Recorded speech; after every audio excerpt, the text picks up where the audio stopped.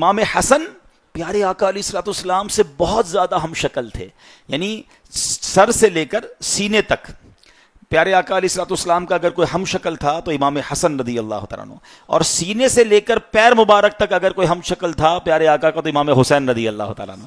یعنی یہ دونوں ملتے تھے نا تو پیارے آقا کی پوری تصویر سامنے آ جاتی تھی۔ یہی بات تو اعلیٰ حضرت امام اہل سنت نے کیا خوبصورت انداز میں بیان کی۔ چلے کچھ آپ کو اعلیٰ حضرت کی شاعری کی انٹرپریٹیشن بتائیں تاکہ آپ کو پتہ چلے کہ وہ کیا کمال کی بات کرتے تھے۔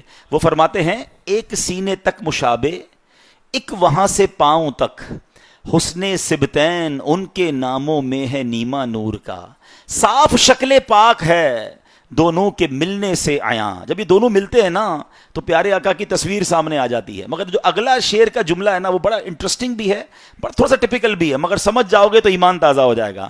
وہ فرماتے ہیں صاف شکل پاک ہے دونوں کے ملنے سے عیاں، خط توأم میں لکھا ہے یہ دو ورقہ نور کا۔ ابھی خط توأم کس کو کہتے ہیں؟ آج کل تو انٹرنیٹ کا زمانہ ہے، ٹیلیکس کا زمانہ ہے، سیٹلائٹ فون آ گئے ہیں، فوج کے لوگ آپس میں رابطہ خفیہ فونز پر کرتے ہوں گے، ہاٹ لائن پر کرتے ہوں گے۔ اس زمانے میں تو ایسا نہیں تھا، پیغام پہنچانا پڑتا تھا، گھڑ سوار جاتا تھا، رائڈر جاتا تھا لیٹر لے کر۔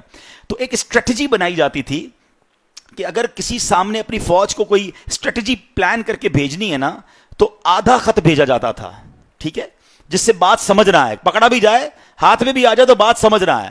جب وہ آدھا پہنچ جاتا تھا نا تو پھر آدھا دوسرا بھجوایا جاتا تھا، اور جب وہ دونوں ملائے جاتے تھے نا تب جا کے بات سمجھ آتی تھی کہ اصل مسئلہ کیا ہے، جس کو کوڈ ڈی کوڈ کہتے ہیں، ٹھیک ہے۔ اس کو عربی میں کہا جاتا ہے خط توأم، یعنی ایسا خط جو دو ٹکڑوں میں ہو، جب تک ملے نہ تو بات سمجھنا ہے۔ اعلیٰ حضرت کہتے ہیں صاف شکل پاک ہے دونوں کے ملنے سے عیاں، خط توأم میں لکھا ہے یہ دو ورقہ نور کا۔